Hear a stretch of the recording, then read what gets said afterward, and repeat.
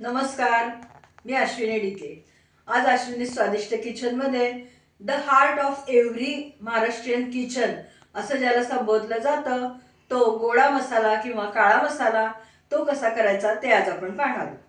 अनेक लोकांनी मला याचं प्रमाणबद्ध माप दाखवून ही रेसिपी दाखवा म्हणून सांगितलं असल्यामुळे आज आपण ही रेसिपी करतोय. करायला काही फार अवघड नाहीये, पण काळजीपूर्वक नीट भाजणं वगैरे करावं लागतं. घरी केलेला मसाला अर्थातच स्वच्छ आणि पौष्टिक असतोच. हा मसाल्याचं विशेष म्हणजे जर तुम्ही चांगल्या पद्धतीने भाजलं असलं, नीट वर्षभर त्याची काळजी घेतली, नीट घट्ट झाकणाच्या बरणीत दाबून हा मसाला ठेवला किंवा मसाला काढताना ओला चमच्याचा वापर केला नाही तर अगदी 2-2 वर्ष सुद्धा हा मसाला छान टिकतो.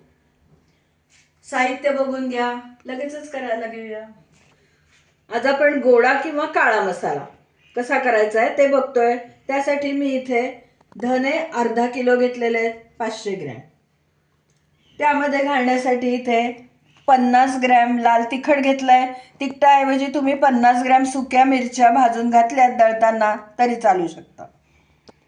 50 ग्रॅम एवढं सुक्या खोबऱ्याचा किस आहे.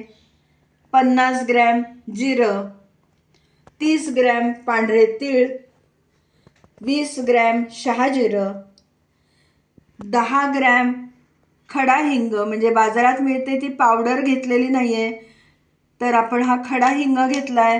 तो तेलावर परतला आणि दळला की त्याचा वास जास्त छान लागतो मसाल्याला. 50 ग्रॅम तमालपत्र, 50 ग्रॅम दगडफूल आणि आता हे बाकीचे मसाले म्हणजे दालचिनी 25 ग्रॅम घेतलेली आहे आपण, काळे मिरे 20 ग्रॅम, मसाला वेलची पण 20 ग्रॅम, चक्री फूल किंवा बादल फूल 10 ग्रॅम, लवंग 10 ग्रॅम, जायपत्री 10 ग्रॅम आणि नाकेशर 10 ग्रॅम. एवढ्या मसाल्यांमध्ये आपला हा स्वादिष्ट चविष्ट उत्तम वास येणारा असा काळा मसाला तयार होणार आहे. मसाला भाजताना काही जिन्नस आपण तेलावर भाजणार आहोत. त्यासाठी इथे मी 30 ते 40 ग्रॅम म्हणजे पाव वाटी असं म्हणते एवढं तेल घेतलेलं आहे. बाकीचे काही मसाले आपण कोरडेच भाजणार आहोत. कढई गरम झाली, आता त्याच्यावर आपण खोबरं पहिल्यांदा भाजून घेऊया. तांबूस रंगावर खोबरं भाजून घ्यायचं आहे आणि ते आपण काही दळताना मिक्सरमध्ये घालणार नाही आहोत.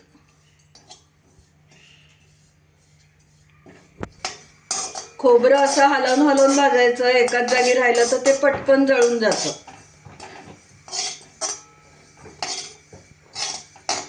बाटलीत काढून घेऊया. आता तीळ भाजून घेऊया. तीळ पण खमंग भाजायचे आहेत, पण काळे करायचे नाही आहेत.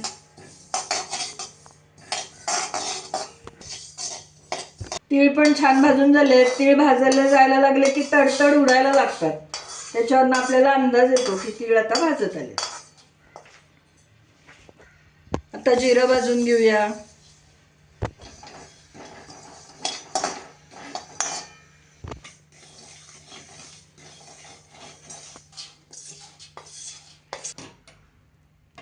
शहाजिरं भाजून घेऊया. आता कढई आपली तापलेली आहे, त्यामुळे आता पुढचे सगळे जिन्नस लवकर लवकर भाजून होतील.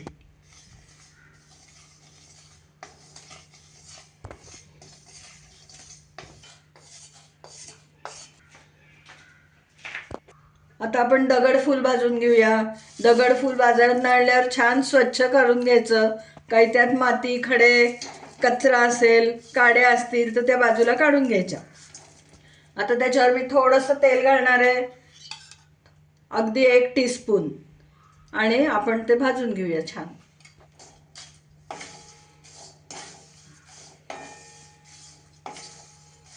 छान चुरचुरीत भाजलं गेलंय बघा.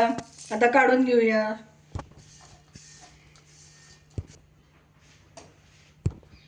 मग सारखंच 1 टीस्पून तेल घालते. आता आपण तमालपत्र भाजून घेणार आहोत. तमालपत्र खूप मोठी मोठी असतात की नाही, मग ती भाजली जात नाहीत नीट, त्यामुळे मी छोटे छोटे कट करून घेते नेहमी. त्यामुळे ती व्यवस्थित छान सगळ्या बाजूने भाजली जाते. अर्ध अर्ध 2 टप्प्यामध्ये भाजून घेऊया.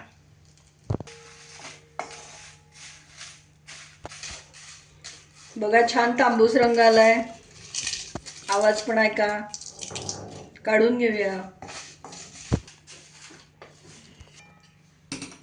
आपल्याला तमालपत्र पण भाजून घेऊया याच पद्धतीने. चमचे घेऊन सुद्धा छान पटकन भाजता येतं. दुसऱ्या चमच्याने पण आपल्याला त्याला हलवता येतं चांगलं.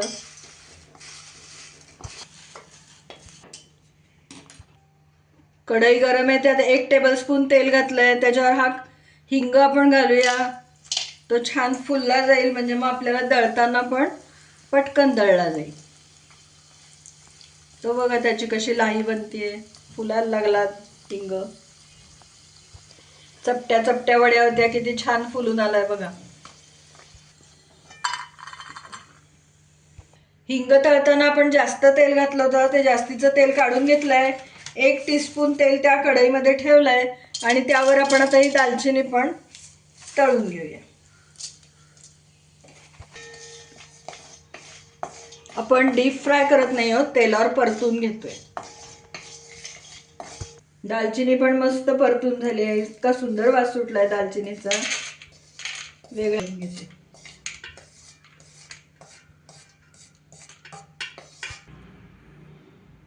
1 टीस्पून तेल घालते आणि आपल्याला मसाला वेलची परतून घ्यायची.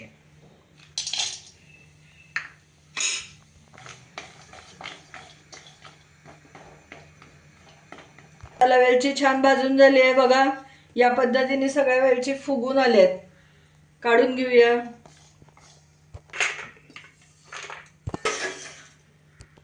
अगदी अर्धाच टीस्पून तेल घालते.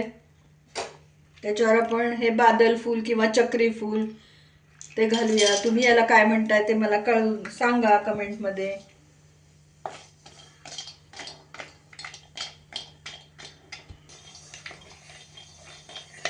चक्री फूल काढून घेऊया. अर्धा टीस्पून एवढंच तेल घालते. त्याच्यावर आता हे जायपत्री आपण परतून घेऊया.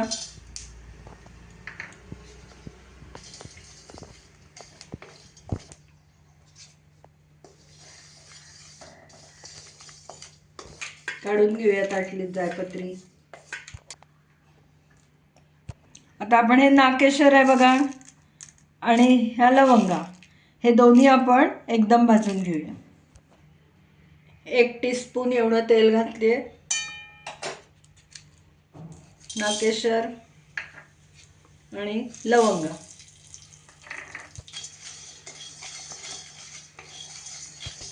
लवंगा भाजताना त्या फुटायला लागतात, तडतड उडतात, फुगतात त्यामुळे जरा काळजीपूर्वक भाजायच्या. नाकेशर आणि लवंगा दोन्ही छान भाजून झाले. 1 टीस्पून तेल घालते आणि मिरे परतून घेऊया. मिरे पण उडतात बरं का परतायला लागलं की, त्यामुळे अगदी काळजीपूर्वक परतायचे. मिरे खूप उडायला लागल्यामुळे मी झाकण ठेवलं होतं. मिरे पण छान परतून झालेत. आता धने सोडून बाकीचे सगळे जिन्नस आपले भाजून झालेत. आता कढई चांगली गरम आहे, धने भाजून घेऊया. 2 टीस्पून तेल घालतीये. धने भाजतोय आता आपण.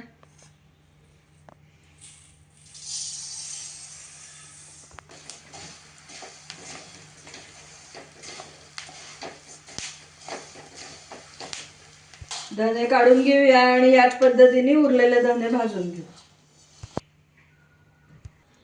आता आपले गोड्या मसाल्याचे सर्व जिन्नस भाजून झालेले आहेत. मस्त खमंग भाजलेत. घरात वास सुंदर सुटलाय. आता हे सगळे जिन्नस पूर्णपणे थंड झाल्यानंतर मिक्सरमध्ये आपल्याला ते बारीक दळून घ्यायचे. तेलावर परतून घेतलेले जिन्नस आहेत, गार झालेत, ते मिक्सरमध्ये बारीक करून घेऊया. लवंग, मिरे, नाकेशर, दालचिनी, मसाला वेलची, चक्री फूल सगळं ह्याच्यात एकत्र करून आपण दळून घेऊया. मस्त काय वास सुटलाय.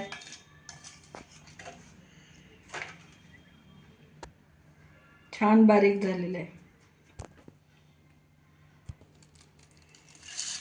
आता हे पण पुढचं साहित्य बारीक करून घेऊया.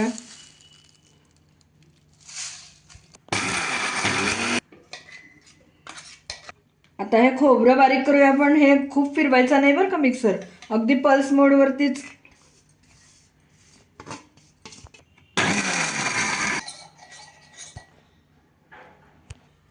आता धने बारीक करून घेऊया. बघा किती छान बारीक झालंय, मस्त. या पद्धतीने बाकीचे पुढचे धनेही बारीक करून घेऊया आणि मसाला एकत्र करू. आता आपण सगळे बारीक केलेले जिन्नस एकत्र करूया, म्हणजे आपला गोडा मसाला तयार.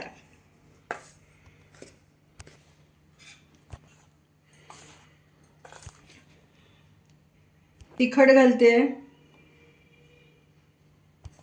आणि 50 ग्रॅम मीठ घालते. मीठ घातल्यामुळे मसाल्याचं लाईफ जास्त होतं, म्हणजे जास्त दिवस टिकायला मदत होते. आणि दुसरं असं की आपल्याला मसाल्यावरती तेल घालून पोळीबरोबर खायला, तेल मसाला पोहे करायला त्याची चव अप्रतिम लागते.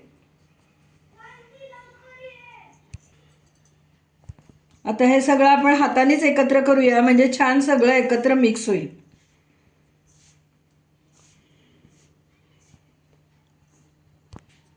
आपला सगळा मसाला एकत्र करून झालाय.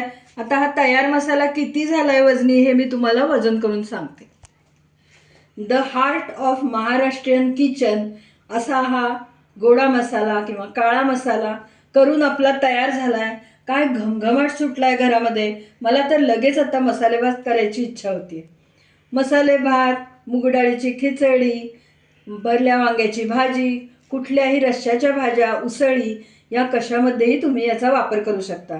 शिवाय आपले लहानपणचे तेल मसाला तिखट पोहे तर अप्रतिमच होतात हा मसाला घातल्यावर. तुम्ही या पद्धतीने गोडा मसाला करा आणि मला नक्की कमेंट द्या. हा मसाला भरपूर टिकतो, अर्थात मी तुम्हाला सांगितलं त्यानुसार त्याची काळजीही घेणं आवश्यक आहे. तुम्ही या पद्धतीने गोडा मसाला करा आणि मला नक्की कमेंट द्या. पुन्हा आपण नवीन अशाच वेगवेगळ्या मसाल्यांच्या रेसिपी घेऊन नक्की लवकरच भेटूया. तुम्हाला डिस्क्रिप्शन बॉक्समध्ये मी याचं सर्व प्रमाण देते आहेच.